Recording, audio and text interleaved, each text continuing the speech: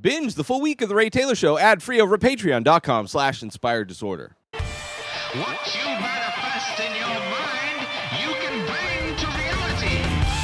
The Tomorrow War is a new movie out on Amazon Prime. It is a Prime Video exclusive, starring Chris Pratt, written by Zach Dean, directed by Chris McKay. This movie, a bit long, it's like 2.5 hours, but a lot happens in that 2.5 hours. This is a long, epic journey. Sci-fi, action, a lot of comedy kind of mixed in. Overall, I would say I enjoyed the film. There's some amazing action moments. There's some funny comedic moments that help kind of ground it, although at times it feels like a comedy disguised as an action movie, at least for parts of the beginning of the movie, or at least when he first gets teleported in. The premise is interesting, though. It's basically during like the World Cup, right? There's these people kind of invade onto the field, kind of teleport through a cloud onto the field, people in like with guns and fatigues and all this kind of stuff, and they're there to tell people that they are from the future, from 30 years in the future, where they are fighting and losing a battle against aliens, an alien life form, and that they had discovered time travel, which will allow them to take people from that point in time into the future to help fight this war, because there's not enough people left. They are losing. There's like, I think at one point in this film, they say that there's 500,000 people left in the world. So they need help. So they're recruiting and drafting people. It becomes like this global thing where everybody from every nation contributes to sending people into the future to fight this war. Chris Pratt is a former military who went to school on the GI Bill and is now like a high school science teacher, and he's trying to like move up and get some other job at the beginning of this film. Anyway, he gets drafted, and come to find out that they draft people that are going to die before the war. So as a way for them not to run into their future selves, they only draft people that's why most of the people are like older, if you notice, while they're, beaming people or teleporting people into the future. So the premise is interesting, right? So it's, the way everything's set up, there is a lot of explanations for everything. There's a lot of exposition that's going on to kind of set up how everything works, which is a bit much. And there's just some dumb writing as well. There's some things that happen in this film that I'm like yelling at the TV. Like, why? It's just the characters in this film are pretending to be smart while doing extremely dumb things. But overall, I enjoyed it. The premise is interesting, where they're going to be beamed into the future for 7 days. And I think that's like the max that they could be there, and then they get beamed back. And it's something by the time Chris Pratt's character finally gets drafted, it's been a couple years or like a year since this has been happening, and just many people have been sent into the future and come back, and they're all messed up. There's a line where they're like, why aren't there any pictures of these aliens or what's happening? And like the person in charge is like, if we sent pictures back, it would be the most disturbing thing you've ever seen, and you would never be able to recover from these pictures, right? Yet there's a movie that shows the monsters and like the things that are happening, and it wouldn't be that crazy. I mean, it would be sad, it would be devastating to see, but the monsters themselves are not like images that you cannot look at. Like, they're so terrifying. I mean, they are terrifying, but it's the dramatic way in which they try to cover up the fact that they don't have, which they could send pictures back. Like the fact that they're trying to keep them in the dark. There's stupid parts of this in this thing. So they get beamed back, and it's a moment where they like, this movie starts with a scene that you see maybe 30 minutes later, right? This movie starts with Chris Pratt being beamed into the sky and like free falling, and he like somehow lands into a pool, and he's okay. Like on a rooftop, there's this giant swimming pool that he somehow lands. He like skydives without a parachute and lands into this pool along with other people who, some are landing in the pool, some are landing on the pool side, and some people are just falling all the way to the bottom of the building, to the street below.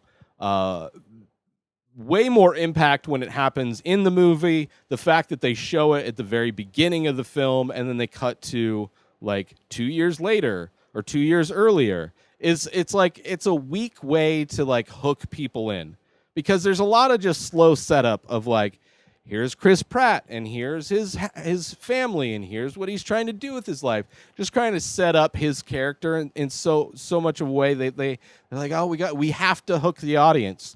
They're not going to stick around for a 2.5 hour movie if the beginning of this film is just a half hour of exposition and setting up this one character, because he's the only character that they really set up. So he gets drafted, and there's this technology where he gets this armband or whatever. And the first thing he does is he goes to his dad, which apparently he's been estranged from, played by J.K. Simmons. And it's like, is he going to, like, he tinkers around with it as if he's going to disable it or take it off. I don't really know, but he doesn't end up doing anything with it. It's just a reason for Chris Pratt to like introduce his dad to the audience. Like, oh, by the way, this is my dad who I don't talk about, but he knows stuff. And of course, guess what? He's going to play a role later in the film, but we have to introduce him right now. It's just so many levels of like bad writing to make everything work, where it's just a fun film. I think if the writing had been tightened up a bit and polished and just gone over and handled better, I think it would have added so much to this film, because the action moments are crazy. The premise is interesting. The fact that they got comedians like Marilyn Rice Cub, and I think he's a comedic actor. He was definitely funny. Sam Richardson. They add a lot of like comic relief to this movie. So anyway, he gets beamed, and then you see the scene again, which is way crazier because there's this thing happens. Their technology malfunctions, and people, instead of being dropped 5 to 10 feet over the ground, they were dropped, 100 feet over a skyscraper. So you're just seeing humans kind of turn into splattering raindrops, which is crazy. So then out of all of the people that didn't get any training, that's just like they get hurried up, they get drafted, they don't know how to use guns, they don't have any training whatsoever. They're just like given stuff, and they're beamed into the situation. Chris Pratt and then another guy has some military experience, but other than that, it's just normal people, middle-aged people, being thrown into a war that we're losing against aliens. Kind of stupid. But it's really, because a lot of people die when they, this initial beaming in. They have 7 days. They have to try and survive in this future world, and fight against these crazy aliens. They don't even know how to kill the aliens until like they accidentally find the weak spot. It's like they're giving no intel before going into this situation. It's like these people of the future fought these things for so long and have all of the experience that they may have gained in this war against aliens, zero of that was passed on to people that are going in to fight this war. Zero information. So they're learning how to kill these things on the fly. And by the way, there's moments, of course, like almost infinite bullets in these like automatic guns that they're using. And then they switch to handguns. And it's crazy how when they switch to handguns, they're almost just as effective as they are with the automatic rifles as they are with the handguns. And almost even more, like the handguns really are effective against these aliens, which is kind of, again, not great writing. But still very tense scenes. Like there's a stairway scene where they're trying to their initial mission is to extract this science team that's been working on like a virus to kill these things, or a serum to kill these things. Of course, they show up. The scientists are all dead, so they're like, collect all of the research that they've been doing, and then meet at this rendezvous point where we have a base in the future where you can give the people.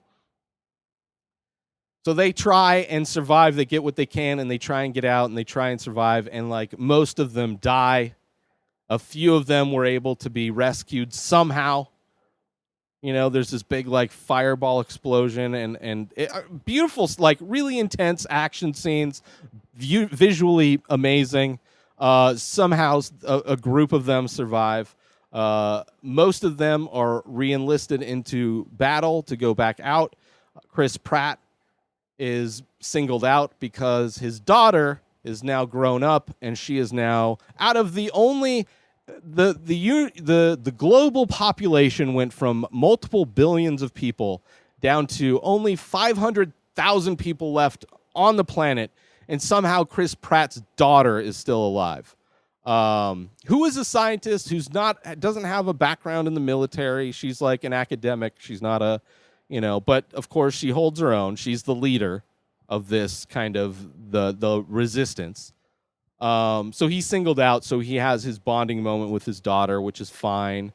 They get into really sciencey stuff, which I love the fact that this movie is using science as the answer to the problem that they're facing, as opposed to war. Like they're going to use science, they're going to outthink these things and understand how to break it down from a different level using science and technology versus just bullets and bombs. So there's this science-y kind of moment that they have, which I really enjoy. There's an action moment where they figure out like, okay, we know how to kill this, like the males of the alien species, but we don't know how to kill the females, so we got to capture the queen. They capture the queen, which, is another action sequence, which wasn't as good as the kind of extraction action sequence, but still good. Then they take the queen, they capture it, they take it to their base, which the whole time I'm like, well, they don't fly. These aliens don't fly. It doesn't seem like they swim. So why wouldn't they just have like most of the population of humans on like boats and stuff, like Waterworld? Like this could have been a Waterworld type of a movie. And of course, when you see the base, it's like an oil refinery that's like got rings around it, kind of like it had a Waterworld vibe to it, which I actually kind of enjoyed. So they go to the base. They put the alien queen, of course, in like just chains inside of the research facility. It's not in a cage. Like all the thing has to do is wake up and then get out of the chains, which, surprise, surprise, happens. But before that happens, before the queen wakes up, there's this montage of Chris Pratt and his daughter going through trying to sequence a serum that will be deadly to these aliens. And of course, as soon as they find the 100% match, which in science, 100% is hard to come by. Usually effectiveness of things is, something really good is like 99 point something percent. But a full 100% was mind-blowing. So, of course, the moment that they find this 100% effective serum, the queen wakes up, and then all hell breaks loose. The queen is able to call out, and then you find out that these aliens can swim. They find out where the location of the base is, and now there's this action set piece of this base getting destroyed. And that base is where their, like, time travel antenna is, right? And that can't blow up. It's like, and they're minutes away from Chris Pratt's 1 week being up, and he gets beamed back. So the idea is for him to take this serum back to get it mass-produced and send the mass-produced serum into the future to fight it, which is stupid. My whole thought process when they came up with the plan is that he would go back 30 years into the past with this new serum. He'll have 30 years to prepare for humanity to prepare for this alien attack by mass producing this serum, which they would have 30 years to do. But that's not the plan that they had. It becomes the plan. But the initial plan was for him to go back into the future where they're already being devastated and like everybody's dead. So where would he be even be going back and forth from? Another aspect of stupid writing. Also, they have this serum. They're trying to run away from the queen, trying to get out of there. They're just trying to basically survive long enough for Chris Pratt to jump back into the past. But as they're running, like he's the one that's got to take this serum into the past. But she doesn't give him the serum until the very last minute. Also dumb writing, right? As soon as they find the serum, here, Dad, hold on to this and take it back with you into the past. Waits to the last second, right? Everything's exploding around them. It's a visually crazy action set piece moment. Beautiful. Explosions going off, and there's this heartfelt scene where they're whispering to each other. She gets injured. He's like, hold on. She's like, no, you just got to wait a minute. But they're not yelling. They're whispering to each other while explosions are going off.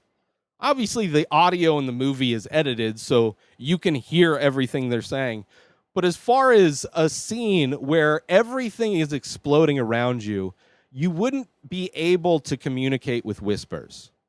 The fact that it was written into the script that they are going to be whispering to each other, or the director's like, you need to whisper, like that was the choice in that moment to have the actors whisper to each other, is not intelligent for the scene that's going on, right? They should have had a little bit more audio of the explosions, but have them yelling to, like speaking to each other as if there's explosions going on around them. You know, it just another, and this happens right as she's giving him the serum at the last minute. So of course he goes back to the future, and everybody is like, oh, he failed. Like he has this serum, and he tells everybody, he's like, oh, they lost. Like when I got beamed back, like it's this beautiful scene of him like jumping to save his daughter, which he wouldn't have saved her. He's just committing suicide as she's being killed by these aliens. But he ends up getting teleported and falling to just regular ground. But he has this serum, and he tells them, it's like, oh, we lost. And everybody's like, oh, well, fuck it. He has a serum. Like, all of humanity is stupid at this point because he comes back with a serum that can kill these things that they have 30 years to prepare for, and instead humanity just goes chaos. They're like, well, we're not going to win this thing because it ended. So just complete chaos breaks out over the entire globe. All just mayhem and anarchy everywhere. And then he comes up with the ideas, oh, we got a serum. Where did these things start? Oh, maybe we could prepare since we have 30 years to prepare. So then they do the thing where they're like, oh, well, we'll mass produce these serums and we'll go to Russia because that's where we first spotted them. We never saw them land, but that's where they first started attacking. And there's a thing where it's like they analyzed the dust on a claw that one of the people extracted from one of the aliens in the first part of the movie, and they were able to analyze the soil and say that it's North Korean or Korean soil as opposed to Russian soil. Like they're able to tell that it's Korean volcanic soil instead of Russian volcanic. Like there's a difference. So they go to a child in Chris Pratt's class who loves volcanoes, who in the beginning of the movie talked about how his science project of building a volcano was great.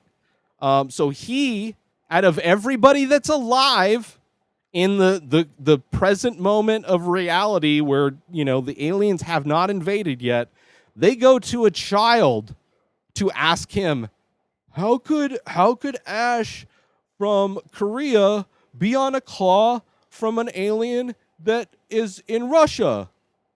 It's like, oh, don't you know about this Korean volcano that erupted in this blah, blah, blah year and it spread ash all over the place that was covered up with snow? It's bad. Just so bad. Like, amazing action set pieces, just drenched, just soaked in just horrible writing. Horrible writing.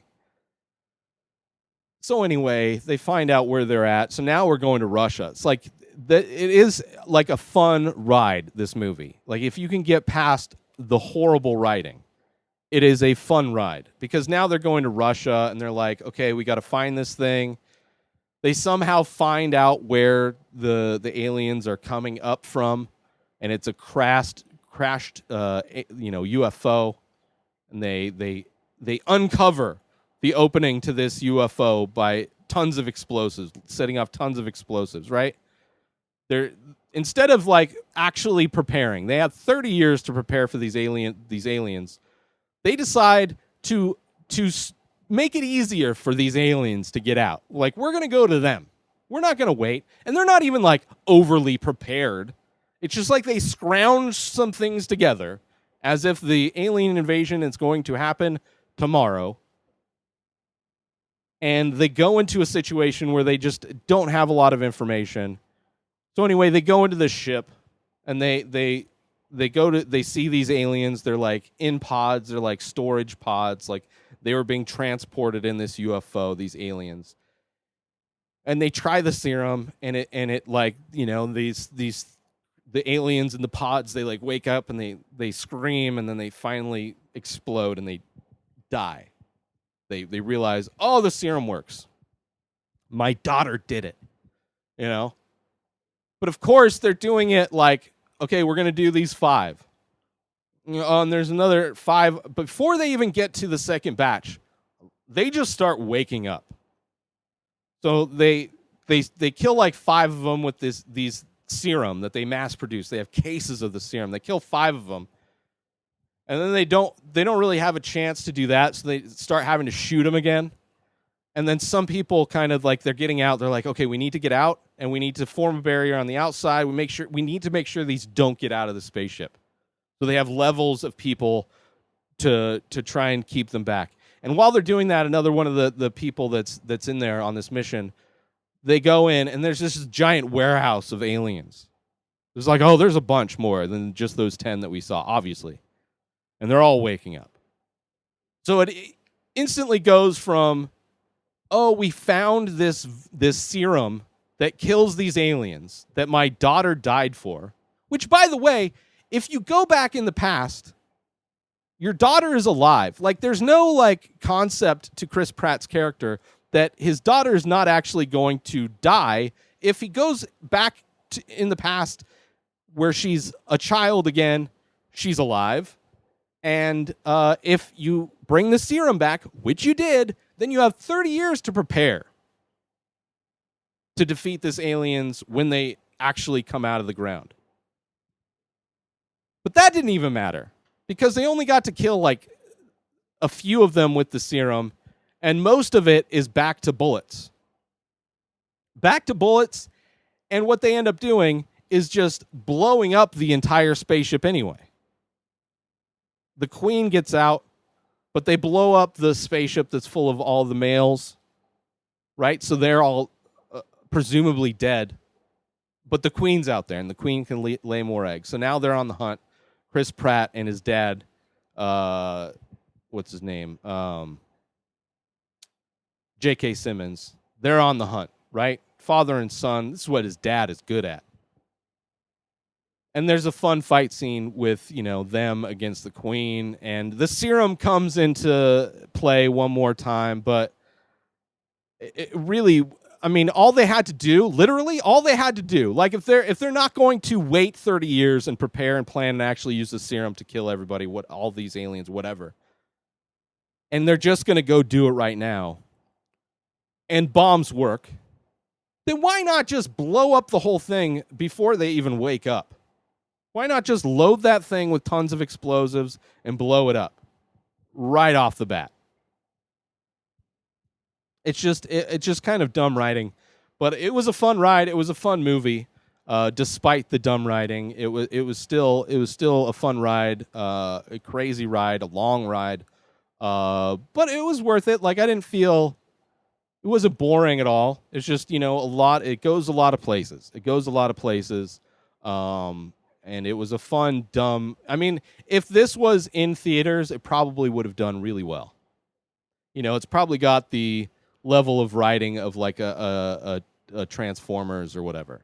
Just a stupid action movie. But it was fun. I enjoyed it. Aside from the complete horrible writing.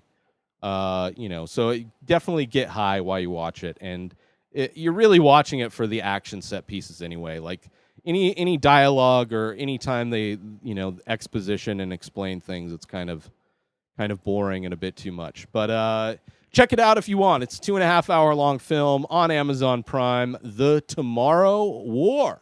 Get yourself some new cell phone service that doesn't cost you an arm and a leg. It's great service, coast to coast, but the low rates are what you're going for. And because you go through my link, inspireddisorder.com/ting, that's right, Ting is the cell phone service, you're going to get $25 in credit. You can use that credit towards your service. You can use that credit towards a phone. If you already have a phone and you want to keep your phone, but you just don't want to pay so much for your cell phone service, head on over to Ting. Make sure you go through my link, inspireddisorder.com/ting. That way you get $25 in credit to use towards anything over at Ting. inspireddisorder.com/ting. New episodes of The Ray Taylor Show come out every single day. Subscribe on IGTV, YouTube, and everywhere else podcasts are found. Binge the full week ad-free over at patreon.com/inspireddisorder. Buy Ray Taylor Show merch over at inspireddisorder.com. And follow the show on Instagram at Ray Taylor Show. Have a wonderful day, everybody. Peace out.